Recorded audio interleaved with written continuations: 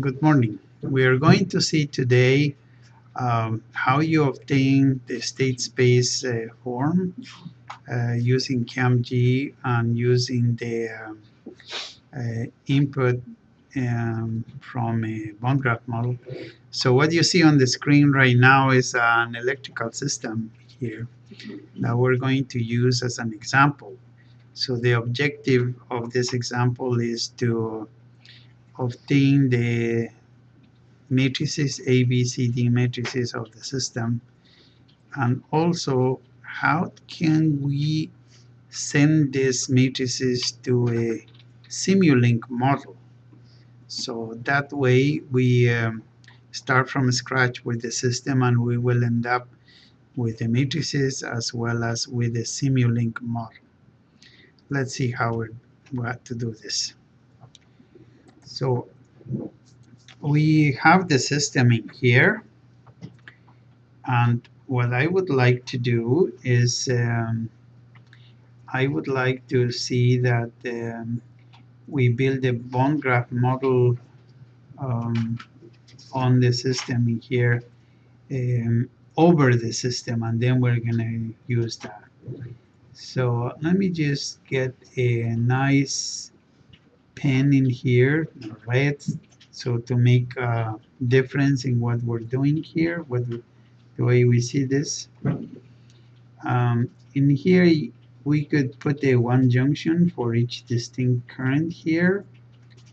And right there, this is for the current in this loop.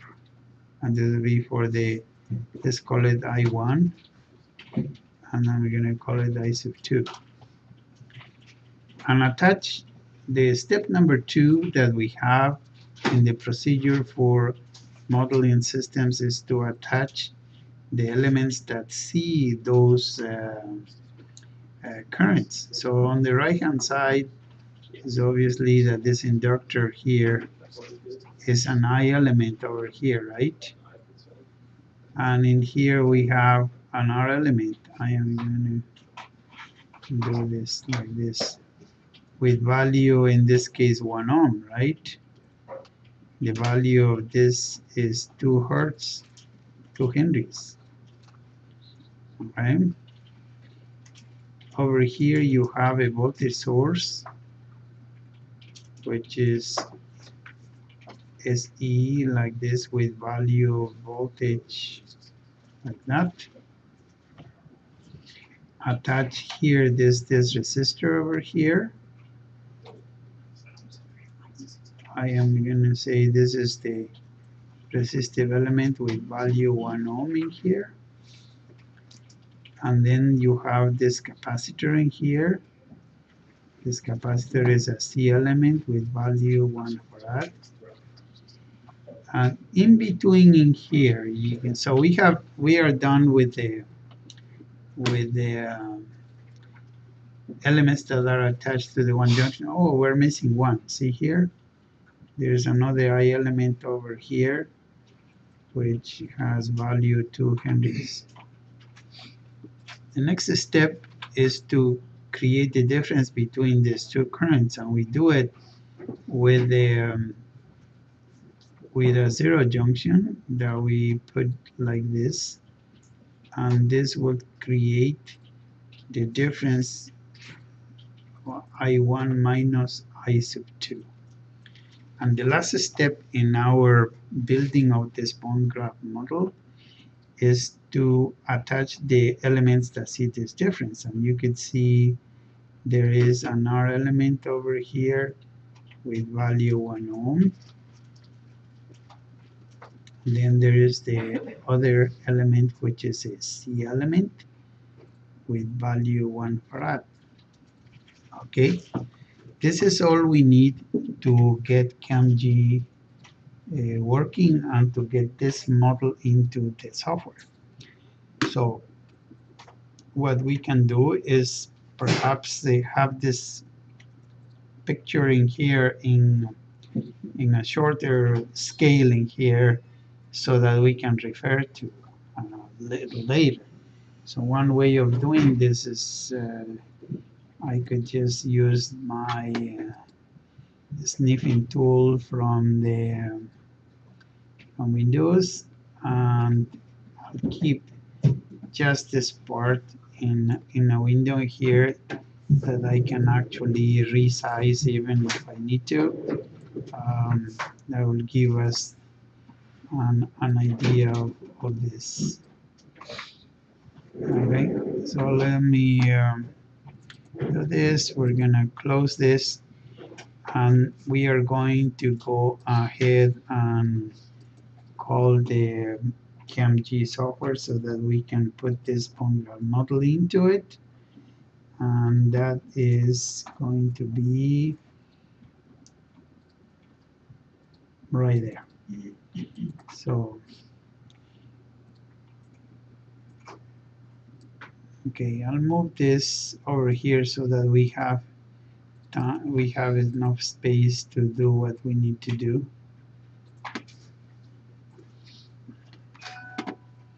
So let me move this back in here.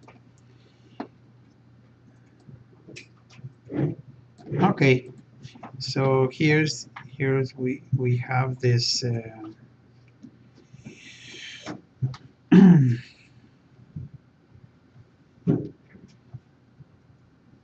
no, for a second, I think we have this.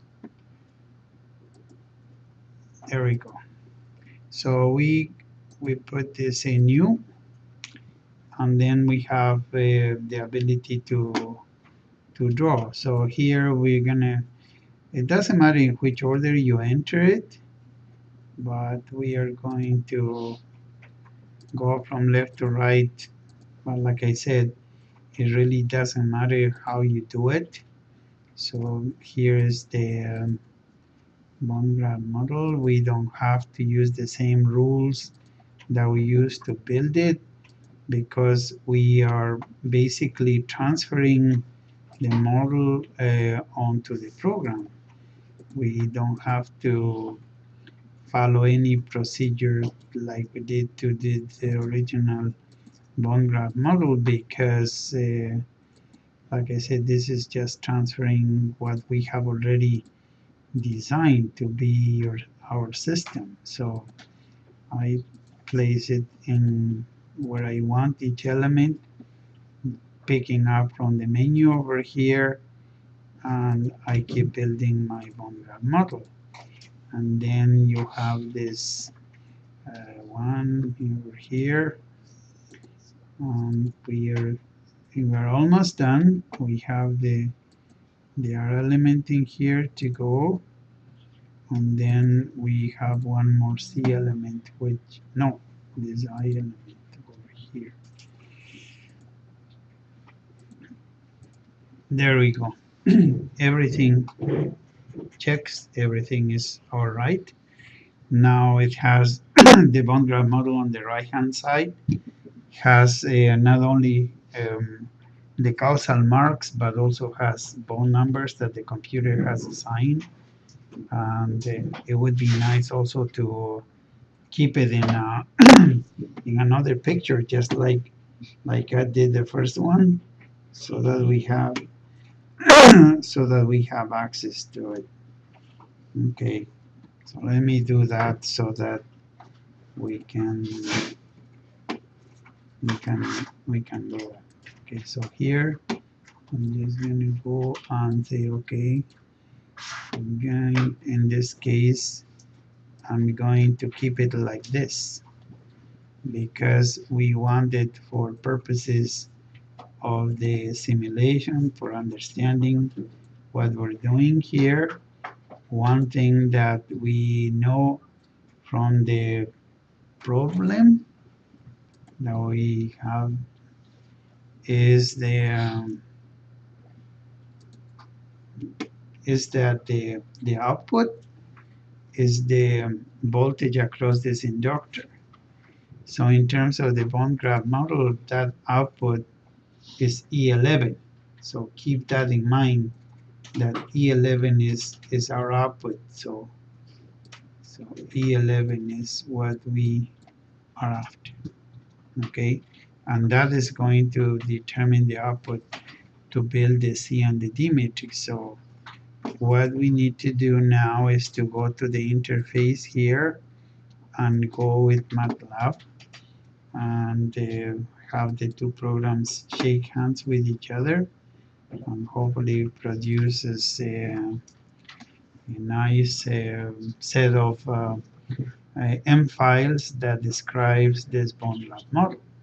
What we are interested in this case is the CAMGSYM file, because that's the one that produces the state space models, which is what we're doing right now. So that is going to be this file right here. So in here we have, let's see if we can have the file. I guess we have our bone graft model on the right hand side, and we have this on the, on the left hand side, and we have the file on the right hand side. The thing that I need to do at this point is to make sure I define the Z11 as the output, and because otherwise our matrices are not going to be complete. So I'm just going to go and say E11, find E11.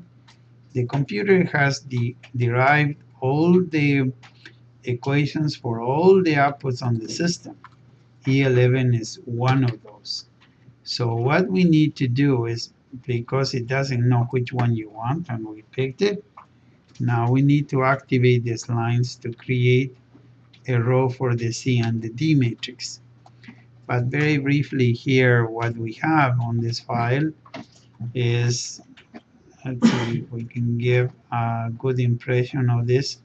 In here it has all these are commented out because these are the parameters as well as the initial conditions, because we are not doing a time domain simulation yet with this, but rather we want to derive the matrices in symbolic form. So it gives you an idea what the inputs are. It gives you immediately the order of which the state variables are.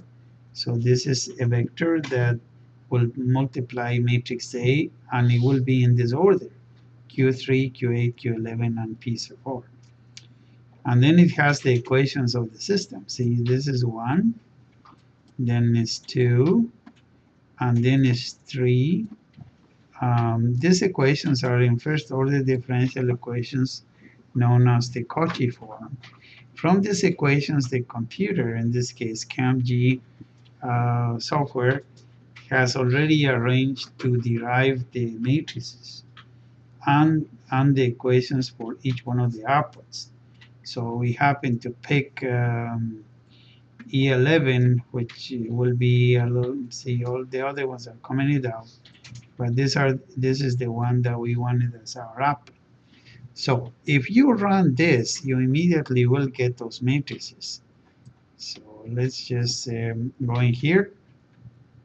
As you can see, you have tell you what the inputs are, and tells you what the state variables are, and in here you have this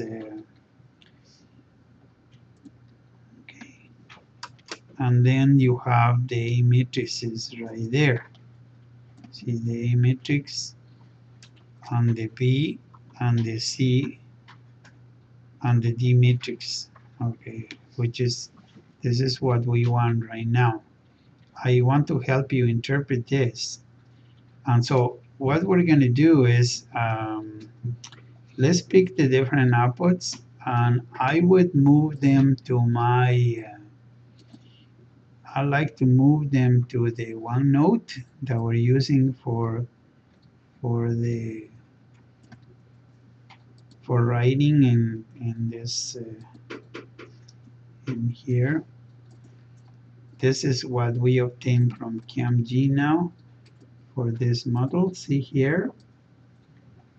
Okay, what this is telling us. What this is telling us is that on this, you see the computer is saying, look, this is this is the input, right? Okay, this is the input vector. It's saying your input is E1. So this is really the U vector. So this is like writing U is equal to like this is E1. And then see in here it says the state variable vector. This is state variable vector is this vector is like writing this PQ is that vector X for the state variables like this. What you are reading there is that this is Q sub 3. The second one is Q sub 8. Then you have this is P11. And you have this is P sub 4. This is your state vector. Okay?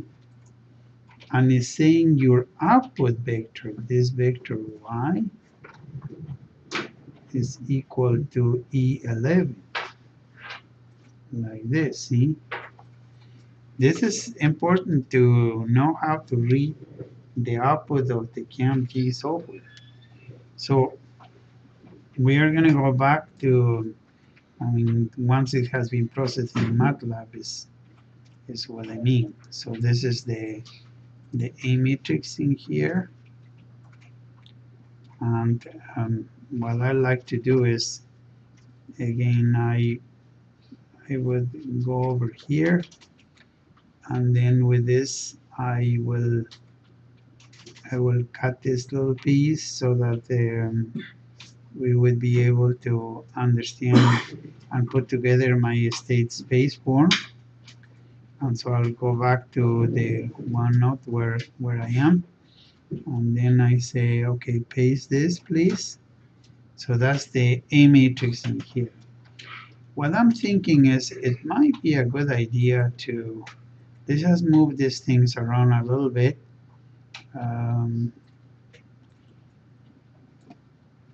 And do it down here so that we have enough space in here. What I'm seeing here for this is that this vector that is on the left hand side, the one for the derivatives, see, this is like this. This is equal to, this is dp, no, excuse me, dq3, let's just do it right.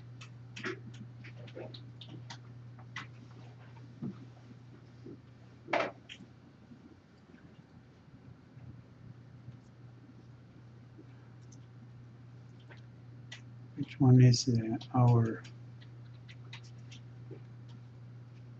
is this one, right? No, sorry, we gotta have the same color, otherwise we need the red one, right here. Okay, so this one is dq sub, this is dq sub 3 dt. The second one is dq sub a dt.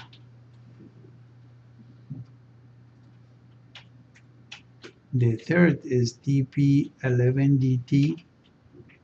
This is what the computer is telling you. And the third one, this is dp sub 4 dt. Yeah? And then, let's see, let's pick again. We have this. And then the state variables are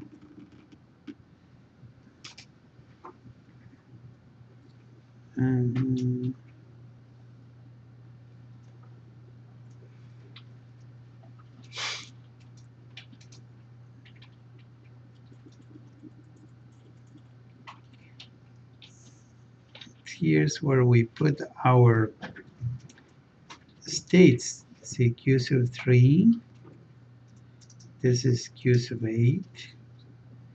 This is P11. This is P sub 4. Then plus, and now we need the B matrix.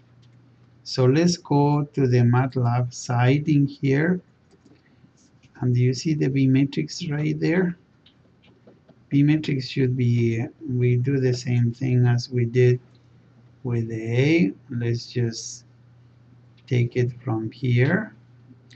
And we will move it to the one note over here. There we go. But in this case, we need to make it a little bigger so that it would coincide with our, like that. So this is the matrix B, and then you need to, it's multiplied by U, meaning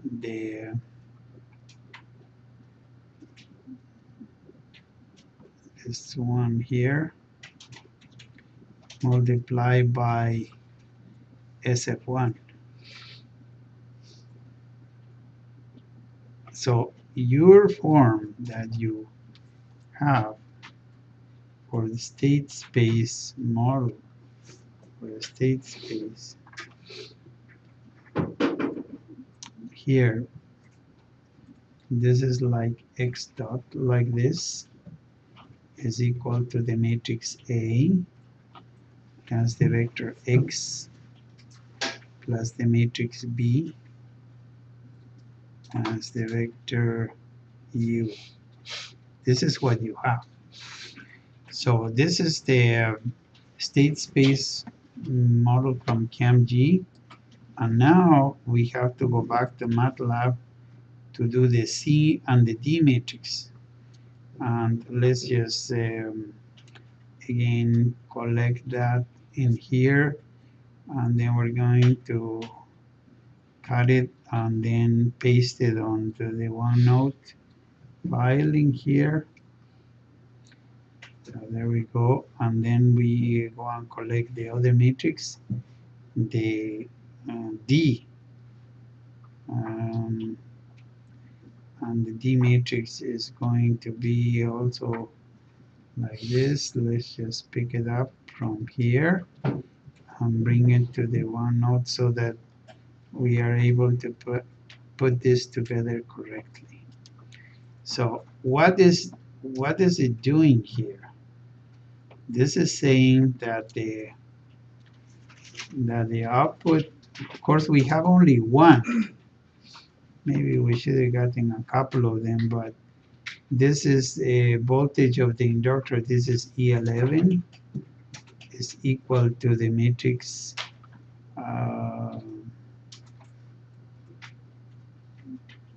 this is the matrix, this Q sub 3, Q sub 8, P11, and P sub 4 plus, and then you have this is the matrix D multiplied by the SF1.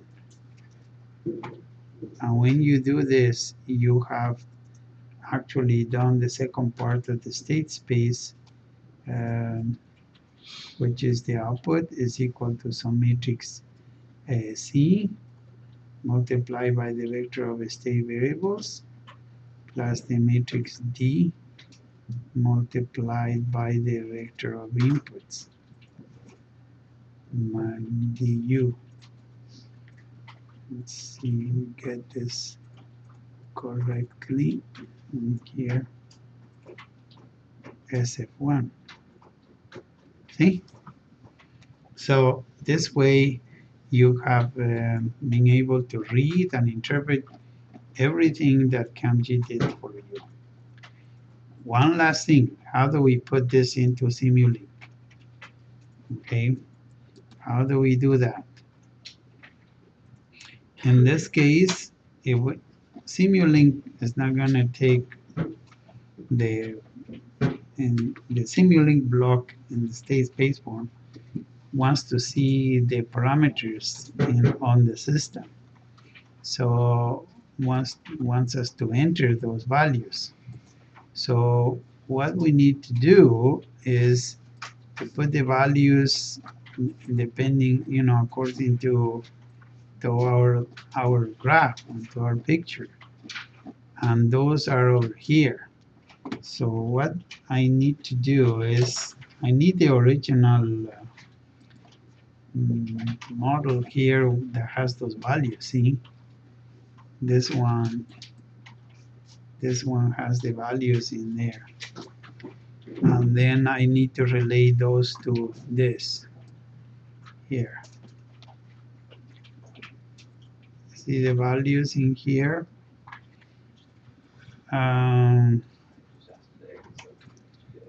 We need the one that has the numbers, don't we? Well, so we need to activate this.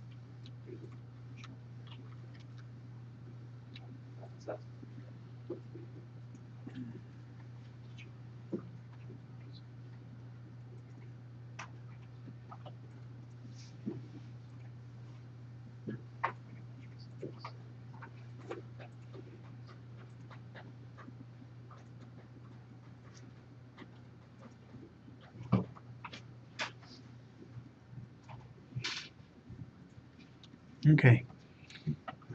R2 corresponds to this one over here. So this was going to be a 1. And then you have C sub 3, it will be also a 1.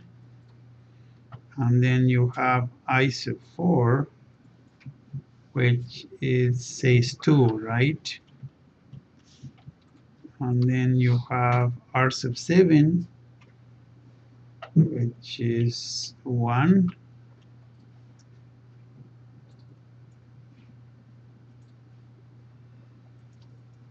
Yeah. C sub 5, which is also 1. And then you have R10. What's the value? Is also 1. And I11 is 2. And this is 2.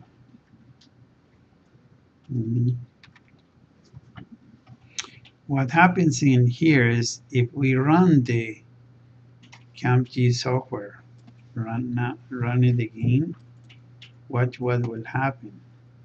In here, CampG will put together a test run of the software, but with numbers now.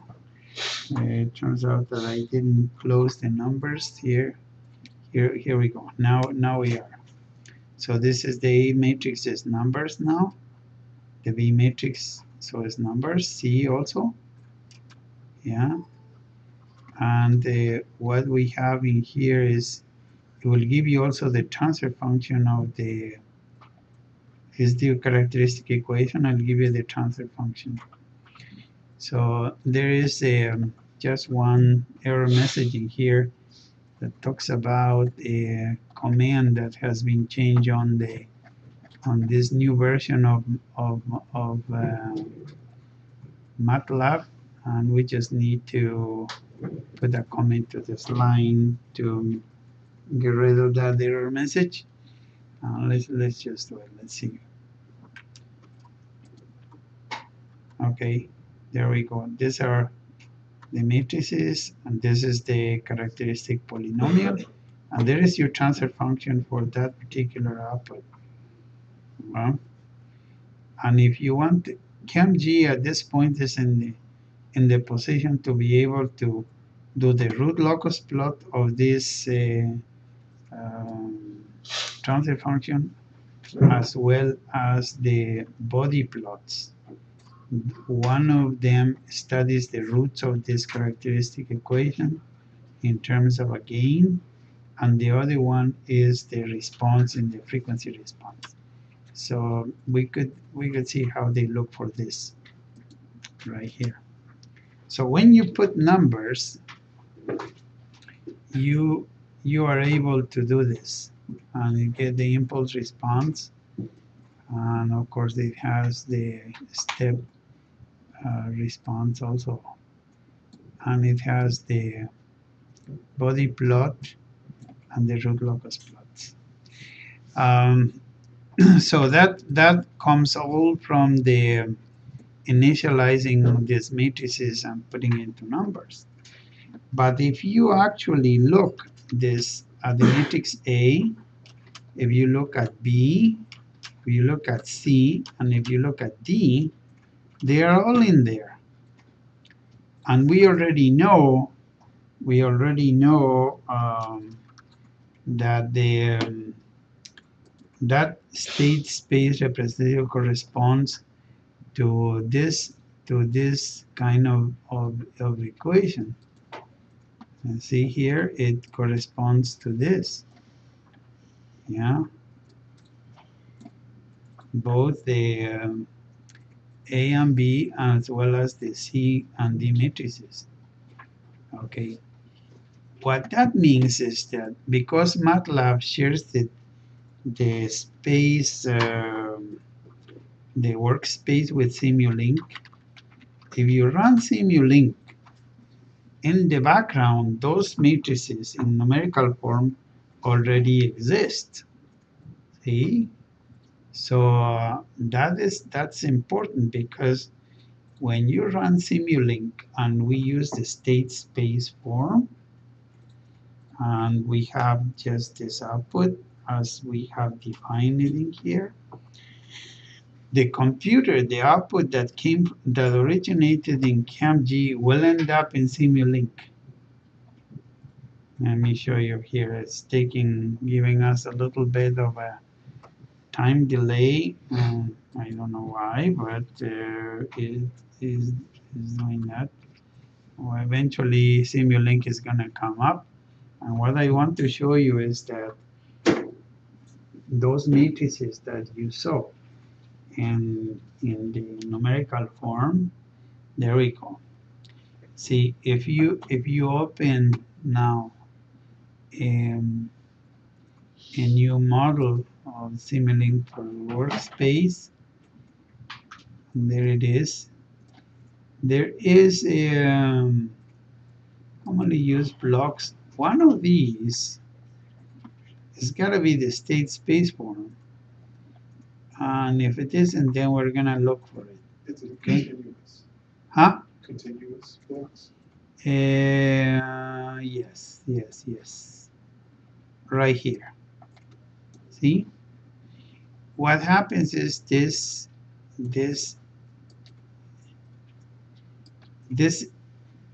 block, and the way I have it in the background, it already has the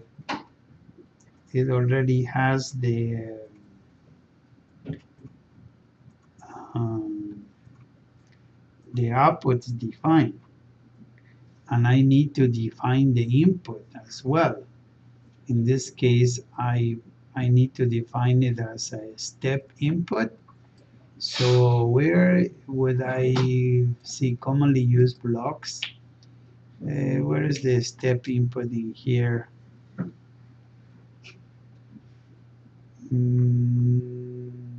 I don't see it. I think we could just do it with the constant in there. See where the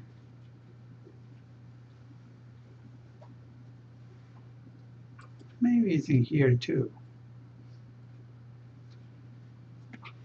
No, we just use the we use this input in here like this. Let's just use a constant input in here. Just a step input of 1. And in here I am gonna get, because the state space form define the output, right? In here I'm just going to, if I connect this over here and I open in here, guess what's gonna happen? The computer in here will will produce my output for the step inputting here.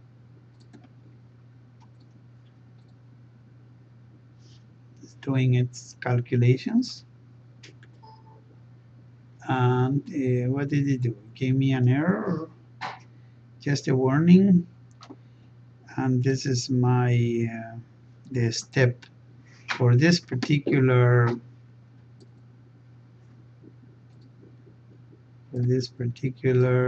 inputting here. Do we have the impulse response in here?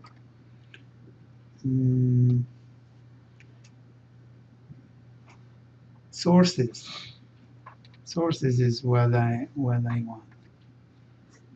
This is a constant source. This is what we wanted. Let's replace this one with that. Yeah, and see if we get any new result. Okay. Okay.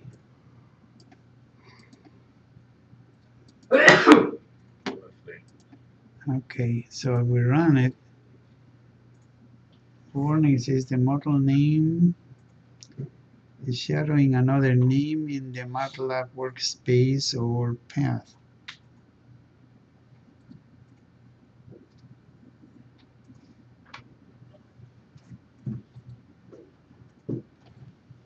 Well, there we go. So we got the response there. But you could do it for other inputs that you want. In other words, your equations on your system are all there. And you could put the sine wave input in here, or a pulse generator for this. Let's just do this one. See, there's another input in here. Go up there here, and then we go over here, and this is going to give us the, what did we do? There might be an issue with this warning that we have, but the point is that you can get the